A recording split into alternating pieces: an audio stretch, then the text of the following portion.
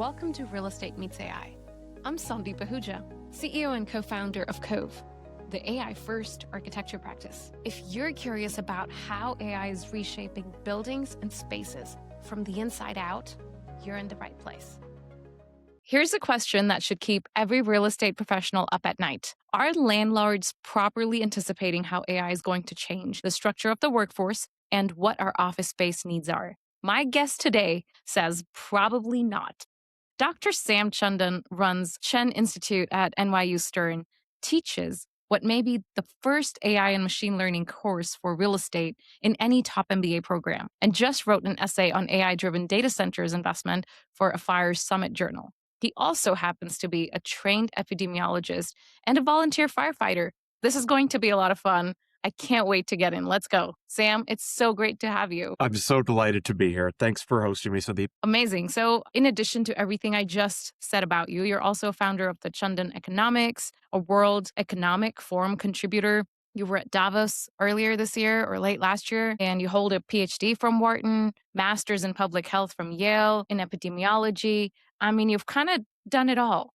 So I'll first start with, how does a guy who advises the Fed and presents at all these leading conferences end up going into or outside of burning buildings or playing rugby and teaching and coaching on the side? Like, tell me how that ends up happening. Yeah, no, I love having a variety of interests. I'm very lucky that I get to be involved in a lot of different things, sometimes in very different spheres. My work in epidemiology has only limited overlap, with the work that I do in real estate. I think there was a brief period during the pandemic where everyone in real estate wanted to talk to someone who knew something about infectious disease transmission in high density urban areas. But yeah, that brief period of time has come and gone. In terms of some of those other things that I have a chance to do, I should say on the volunteer firefighting side, it's something I started during the pandemic in my small town upstate. I'm very, very grateful to the folks on that squad. One of the things that I regret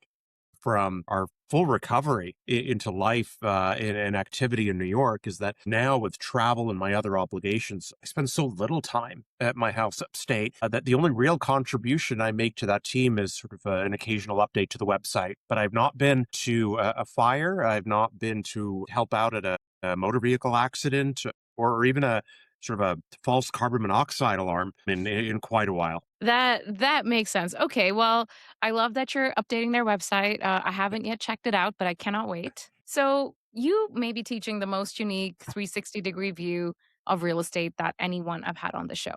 And you're teaching it, you're researching it, you're advising on it, analyzing it. So it's really time to get your take on the AI meter. So on a scale of 1 to 5, where 1 is AI averse and 5 is AI forward, where do you think commercial real estate is right now when it comes to AI? Yeah, I'd say it's, if I had to sort of give it a number between 1 and 10, I'd probably say, a 3 or 4. I'd say we do have factions within the commercial real estate industry that are 10 or more just because of the amount of Kool-Aid they're drinking. There are folks in the industry that I think are taking a very pragmatic view in trying to assess where it is that they'll see real and meaningful return on investment. And the challenge for a lot of folks in our industry now is that in thinking about how we can incorporate, AI into our processes, and there are, of course, so many verticals within real estate. If you are a building operator, if you're in the acquisitions business, if you're a lender, if you're in, architecture, construction, development, there are different ways in which we're going to deploy and think about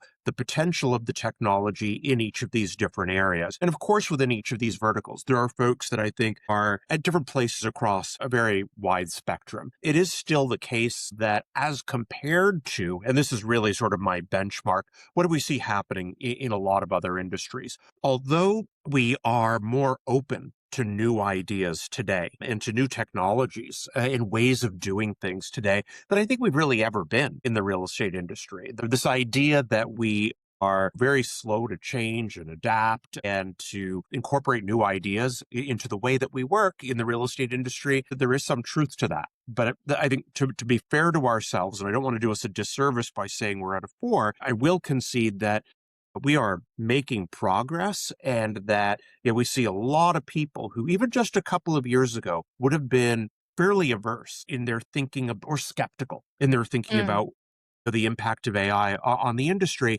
I think there is a clear realization that it will be highly disruptive, and that for those of us who can think about being on the right side of that disruption, even if we are a well-established legacy participant to the market, we're going to be better positioned for that as compared to the folks that are highly resistant in a way that risks leaving them behind.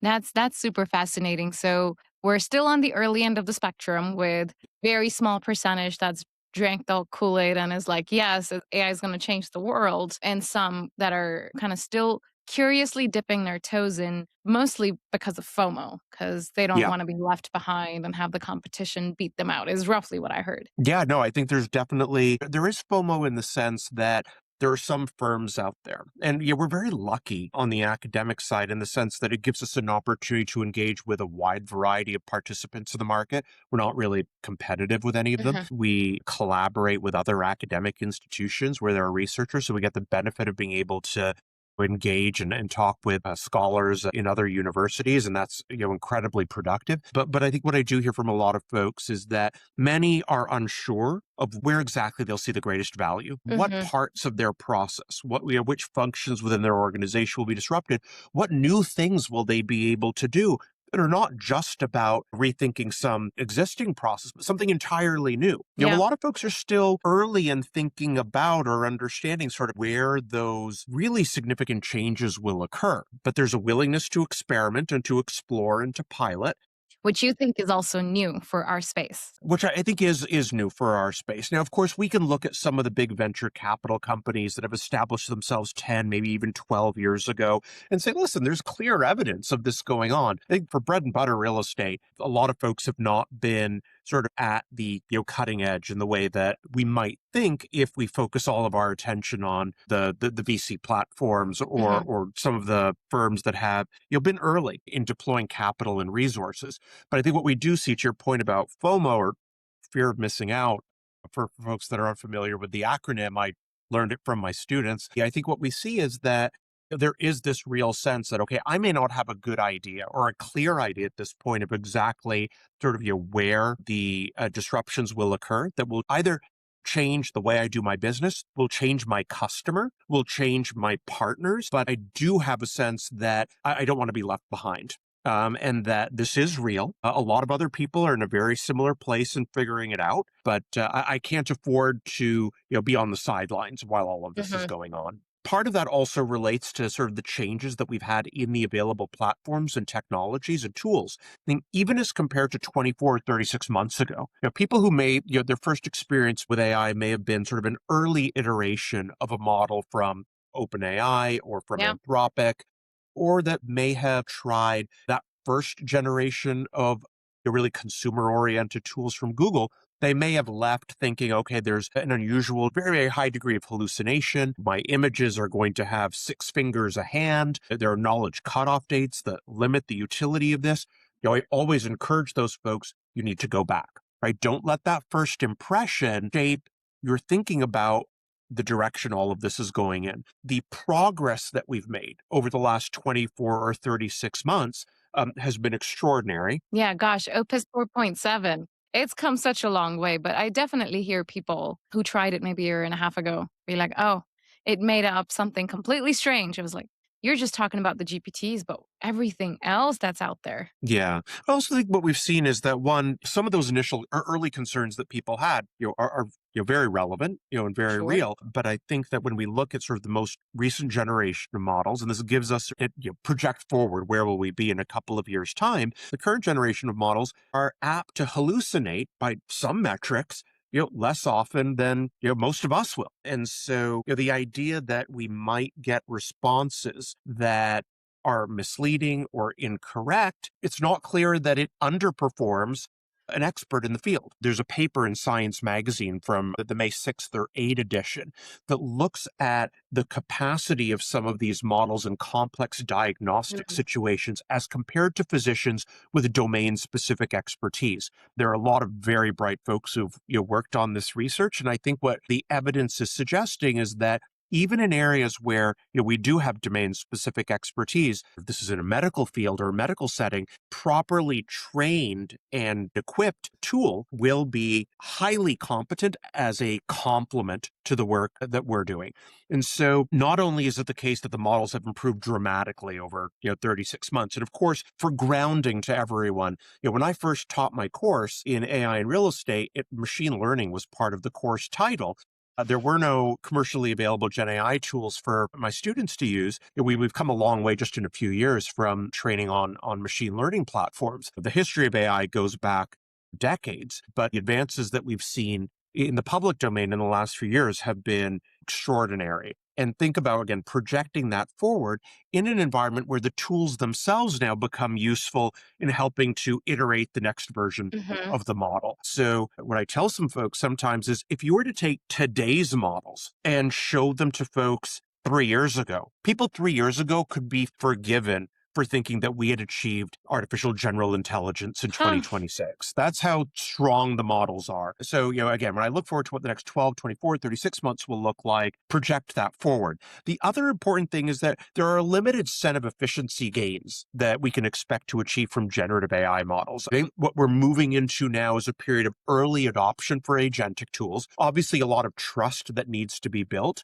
around allowing agentic tools access to our data, financial systems, medical records, sensitive information, but also delegating some decision-making capacity to those agentic tools. They only become useful if you allow them to actually do things on your I mean, behalf. I couldn't agree more because one of the questions, again, as an AI architecture business ourselves, I get asked often that why is now the right time to build your practice, to build your business? And as we kind of brought AI to this predominantly services oriented industry, the clear answer is because now we can. And we've Mhm. been wanting to do it this whole time. We're doing it now. So when I think about that from purely other services focused industries inside of our kind of Cree vertical, I am curious because you mentioned recently that the job growth has been imbalanced, concentrated in government, healthcare, hospitality, and construction, and not in professional services that typically drive office demand. Is Yeah. AI already showing up in white collar labor data? Are we seeing the signal? I can tell you from our example, we're certainly seeing that signal on our particular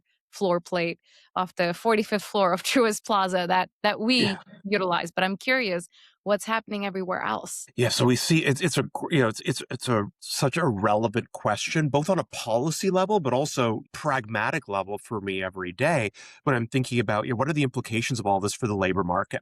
Now, within the real estate industry, certainly for folks who own office buildings, but also as people are thinking about how the geographic locus of economic and social activity shifts, how AI impacts the way in which we work and live is long term a much bigger structural question than, okay, can I generate my market research reports using these tools? I think there's a large body of research that's being done both in an applied setting and a theoretical setting to understand Mhm. the implications of AI. Like any major technological revolution, we can reasonably expect that it will destroy large numbers of jobs and occupations, but it will also create large numbers of jobs and occupations. Couple of things on this front. One, I think we see it in terms of the early career labor market. There are specific situations. If you're a coder, at a large platform that's pivoting to AI, then your job may be in jeopardy unless you can adequately reposition yourself for one of those AI rules. But I think sort of when we look at your professional services, what we see even from the most recent recruiting cycles, and I'm talking to friends at different MBA, graduate, undergraduate, engineering programs around the country, is that there is some weakness in demand for some of our students collectively. If you're hiring analysts and they're building financial models, because the analysts you do have become radically more Yeah. productive Yeah. as a consequence of some of these tools. You don't have an infinite amount of work, or deals to work on. And so there may be some diminishment in demand, for It's the labor interesting. input there. I heard exactly that in many podcasts ago. I was talking to Keith Sally, CTO at Lincoln Properties, Mhm. and he was talking about his team of analysts that run the models for,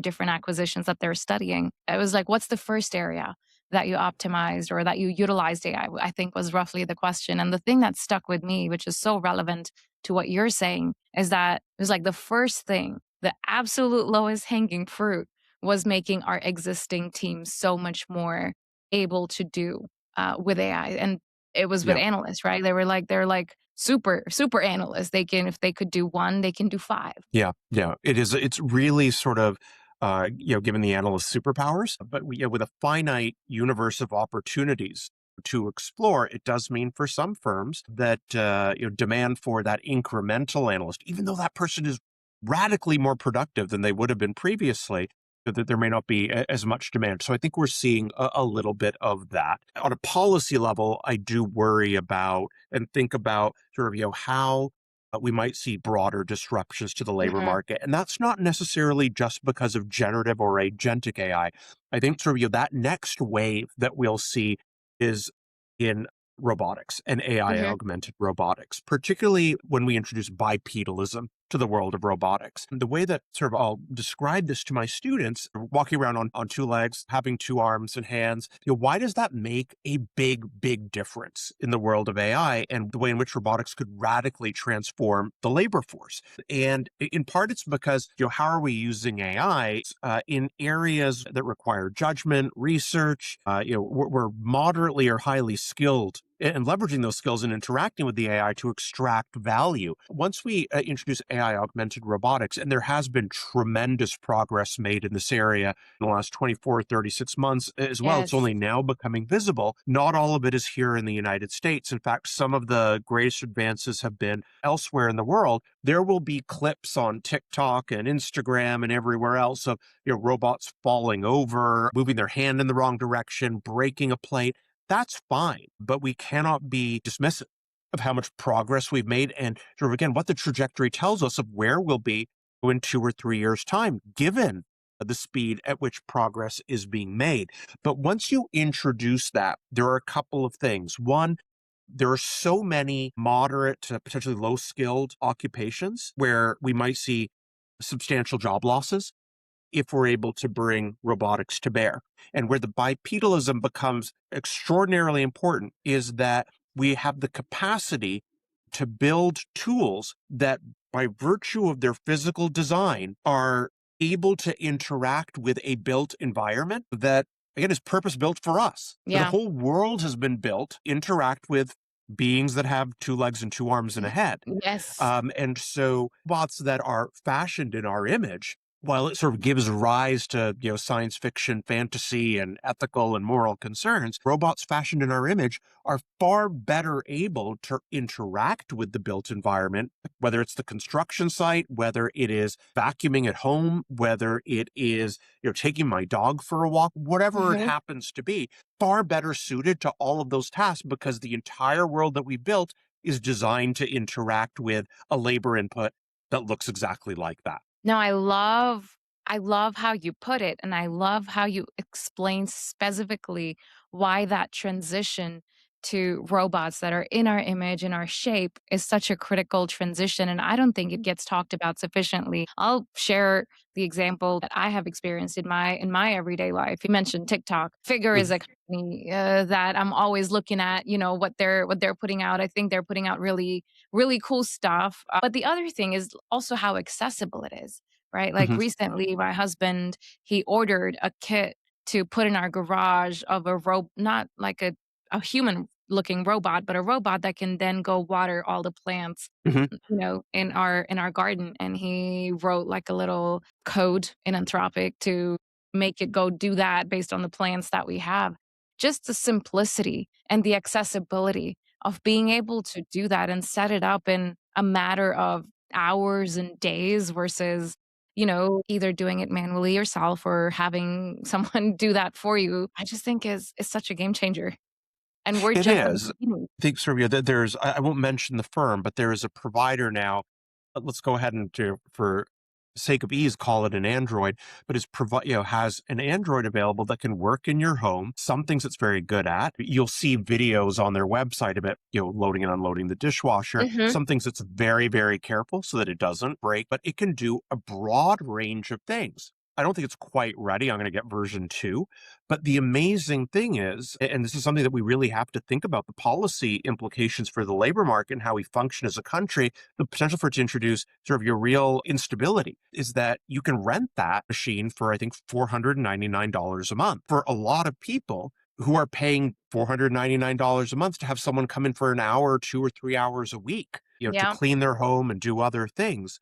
As the capabilities, as the reliability of this tool improves, the potential for this technology or this tool to replace that person becomes really real. If it happens eventually, I think we will come to a time, and it's not too far in the future, where that tool has the capacity to replace large numbers of people that are doing Yeah. relatively manual tasks. What happens to those folks? This is where, whether you are an academic institution, whether you are a policymaker, whether you're at a university or a community college, thinking about how do we bring our resources to bear in a way that is a little bit different from the way in which we brought our product or service to the market historically. My role becomes one where I don't need to only be thinking about how I provide a degree. I need Hmm. to be working with folks to say, how can I help you to ensure that you are constantly building the changing skill sets or investing in the skill sets that will allow you to remain relevant and more than Yes. relevant, sort of needed in a very rapidly changing labor force, particularly for those folks who may be working in functions that may be more manual, maybe more labor intensive, that are at risk from robotics. That's a little bit different from folks that are working in high skilled professions where there may be other opportunities or other ways in which their critical thinking skills can be valuable to someone. But for someone who's displaced because in a hotel, that tool can change the bed sheets. I mean, if you look at it today, it's actually pretty slow, but 2 years from now, 3 years Yeah, from now, give that it may some not be the time. case. What are the range of options for that person? And how do we support them in not creating make work for them, but in helping them to develop and invest in themselves in Yes. ways that they say, okay, I'm going to be ready for a rapidly changing workforce. I tell the same thing to my MBA students, certainly, and quite understandably, nervous about what's going on in the world. I'm saying, well, the best thing you can do for yourself is to ensure that you're developing a strong degree of AI fluency when you're here. It's a business school program. Folks are not expecting you to go and sort of train models all day long, but you want to be positioned as that business person, translator, and interpreter who can think about how Hmm. do I leverage this technology in support of my core business. In real estate, part of the challenge we have is that our best folks don't necessarily have that command of the technologies to know how we might deploy the technologies in the core business. We've got a lot of folks who are, through no fault of their own, just not digital natives and don't necessarily have an eye on sort of, what's coming next. But That's this right. is a space where you do have to have an eye on what's coming next, because what's coming next is coming very quickly. And it's going to affect everyone's life. And one of the things that you said, which I think is so true, but I also think applies more broadly, is that it's not just your MBA students or the university, and the program that you've set up. I can't imagine how any program anywhere in the world students can graduate out of without being AI fluent, because it affects every part of every person's life now and in the coming years. So Yeah. I think that's such a valid program. Like, you were Yeah. definitely first, or one of the first to kind of set it I up. suspect so, but that's only because sort of, we started this 3, maybe 4 years ago now. And again, sort of, Yeah. this was the first time I taught it. There was no chat GPT.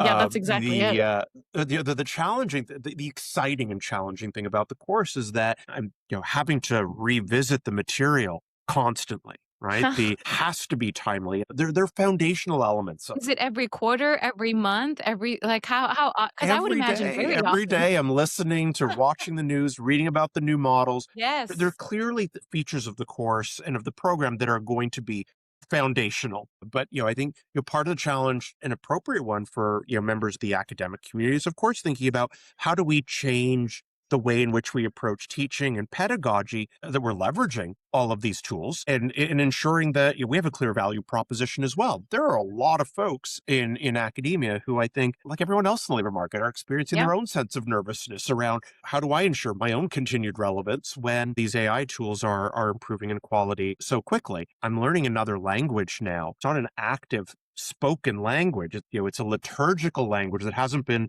spoken as a vernacular in thousands of years. There's no course in Sanskrit offered at the university that I can take. I used my platform to build, essentially a Duolingo for Sanskrit. And Yeah. it's extraordinary that it's able to even teach me pronunciation. So anyway, I don't count myself amongst the Kool-Aid drinkers, right? Because I think what we see in the market is that, not every technology is going to work. Not every execution is going to work. Not every idea is going to be monetizable. There are clearly some firms in our industry that are at the leading edge and that have invested heavily, whether it be financial resources, Hmm. whether it be mind share, in thinking about how we can make advances. And everyone else in the industry, I think, has benefited from the early investments that they've made. But what's also clear is that, like any sort of revolutionary technology, we're only beginning to understand You're sort of just where the scratching the value surface. Yeah. proposition. Yeah. Over the next couple of years, what we are going to see is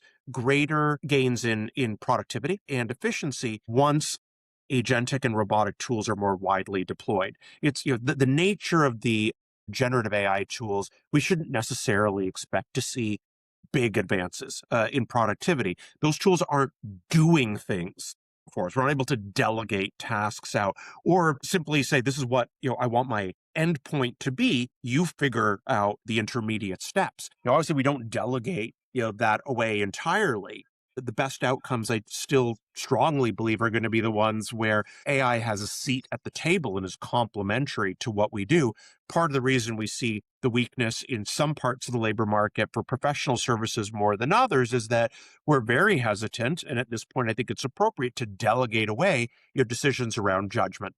As an investment committee, or what are we going to make a decision about acquiring that asset, about disposing of that other one, about how much leverage we're going to take on, about how we're going to position a particular development opportunity in the market? Those are things that AI is nowhere near being able to be helpful with, except in a supportive role. So I think distinguishing those things is important, but I think for any decision-making team, if AI doesn't have a place at the table now, and it's for you to figure out within your particular context, what is that place? How does it complement the rest of the work you're doing? Hmm. If that's not happening, then you are behind. Where does it become extraordinarily disruptive? We'll see with the next few years, agentic and robotic deployments in real estate, seeing really exciting things in areas like construction just on the horizon, which is one of those areas where really for 100 years, we haven't seen extraordinary gains in efficiency. So that's really, really promising. If at the same time we're addressing how it is that we're going to support people that are That's right. invariably going to be displaced. But I think with previous technologies, whether it be the railroad, electricity, the internet, television, radio, these advances in technology have changed the world. But the pace at which the technology has been adopted, the pace at which it's then impacted the labor force, compared to what we're experiencing now, those happened at a snail's pace. What's Yep. happening today is unlike anything we've seen in terms of adoption, in terms of just the capital investment that we're making in the underlying infrastructure. Hmm. We do not have precedent for our labor force needing to adapt as quickly as it must now. We've got to address that. I couldn't agree more. Yes, to everything that you just said. There were so many meaningful nuggets in there that I hope everyone in the audience finds as meaningful as I did. So we'll switch gears now and we'll Yeah. go to what we call the AI corner. These are basically designed to cut through buzzwords. Not that I've heard many in today's podcast, but to just kind of, get to the most quick, direct answer. So obviously you teach the AI course we've talked about plenty. How do you organize the curriculum? And what is the core use case that you teach your MBA students? And which of those is genuinely production grade versus still demoware? Yeah. So I think a couple things here. The first that I should mention, although I've had this course now for 3 or 4 years, really exciting at Stern to see the wide range of AI courses that we offer now. Mhm. There's AI in finance, marketing, across different verticals and disciplines. We have an absolutely outstanding group of AI faculty doing research in this area in the accounting department. Mm. We now offer a specialization in AI, which stands there right along finance and real estate. And it's really exciting to see how those programs are flourishing. I think within my course, there's a couple of different streams. And in terms of use cases, thinking about use cases is really sort of, what the students and I explore together during the semester. As a baseline, I divide up the course into 3 parallel tracks. One is technical skill building. While it can be painful, I do teach them how to code. And after they learn how to code, we do model training. It's really important, I think, for folks to understand, if they want to be sort of in one of these translational roles, how do the tools actually work? What are they good at? What are they bad at? They're not going to learn that from reading an article, not in the way that we need them to. And so they actually learn how to train models. So, one of the 3 tracks is really technical skill building. The other track is strategy, and we do case studies every week. And it's covering things from like a particular high visibility company that deployed a machine learning model that led them to make inferior choices about recruitment patterns. And it's also a model that exhibited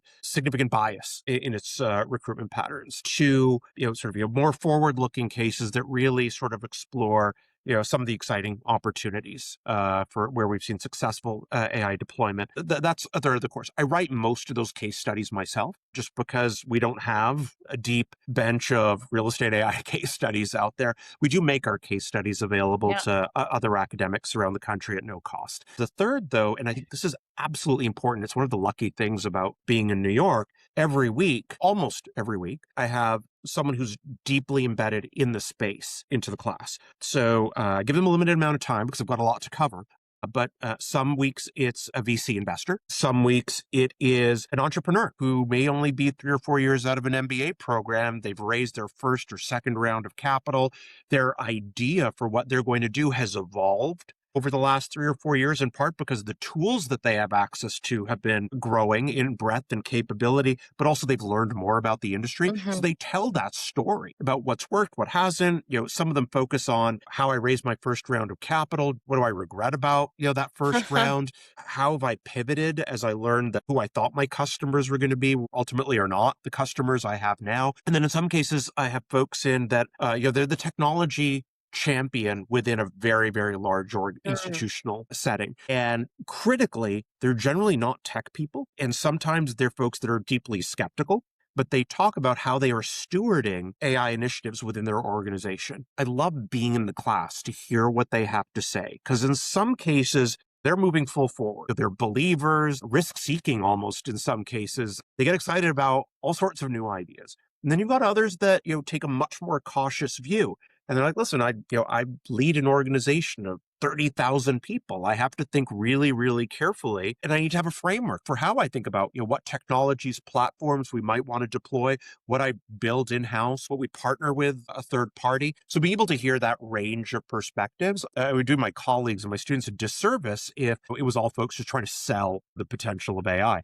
Without sort of some discrimination around sort of where we can really generate ROI, whether it be today or in the future. Students have a lot of deliverables over the course of the semester, but the final deliverable that they have is that they have to deliver a working prototype and what I tell them right from the outset is that developing the prototype in terms of the technical side is not going to be the toughest part of this.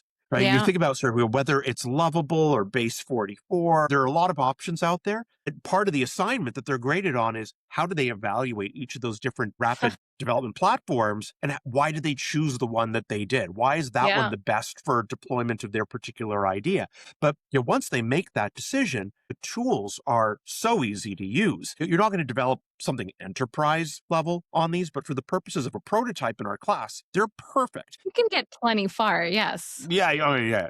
And every day you get further. But what I do tell them is that, at least from my perspective, and I'm thrilled to be proven wrong, the harder part of this assignment for them is figuring out the use case. What tool are they going to develop that is actually creating value for someone?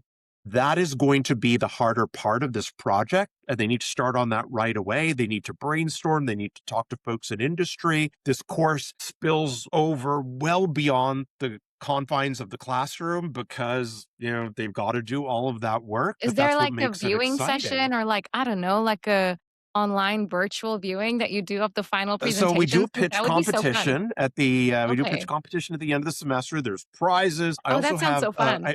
I have celebrity judges that come in from industry. I did not ask you to do it this year because I assumed you weren't traveling.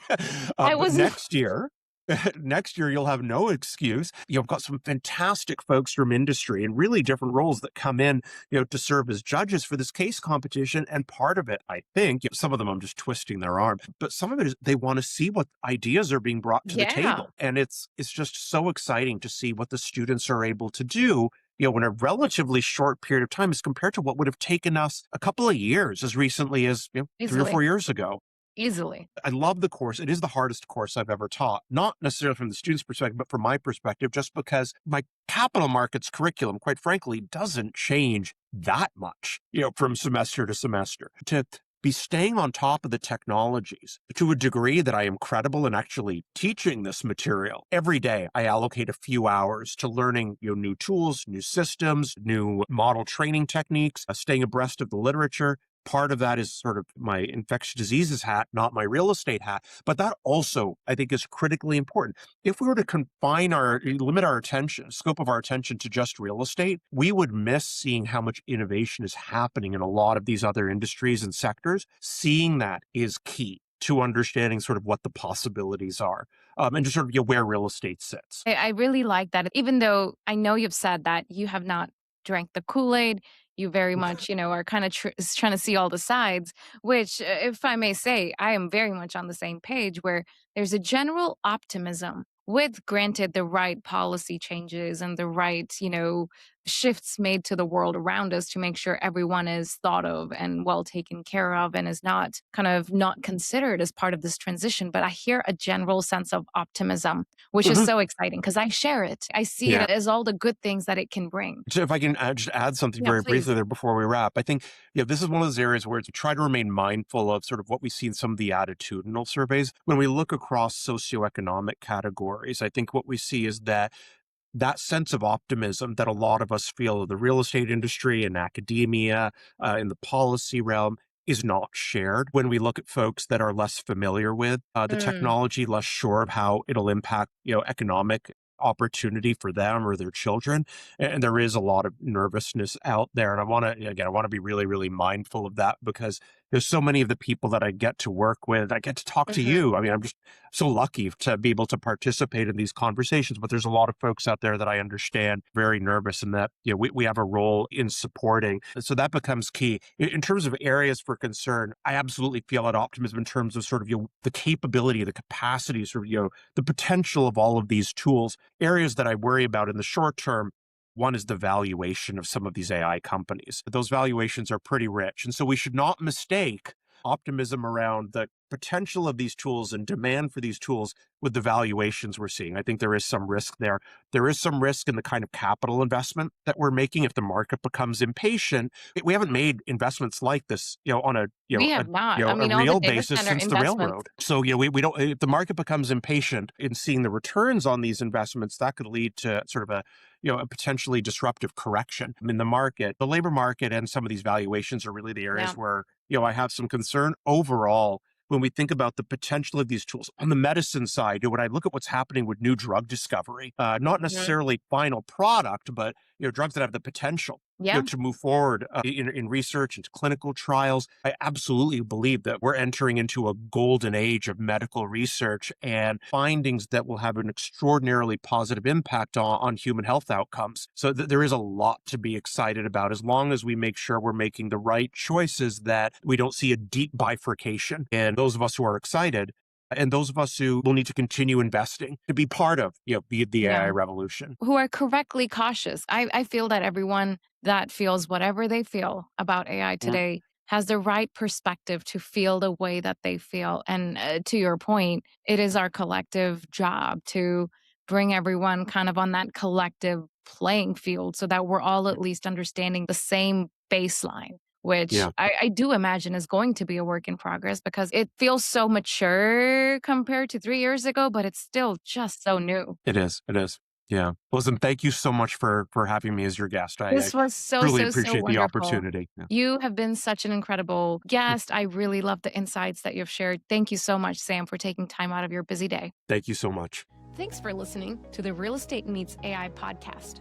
If you enjoyed this episode, make sure to subscribe on your favorite streaming platform and follow us on social media at code.inc. Until next time, I'm Sandeep Ahuja.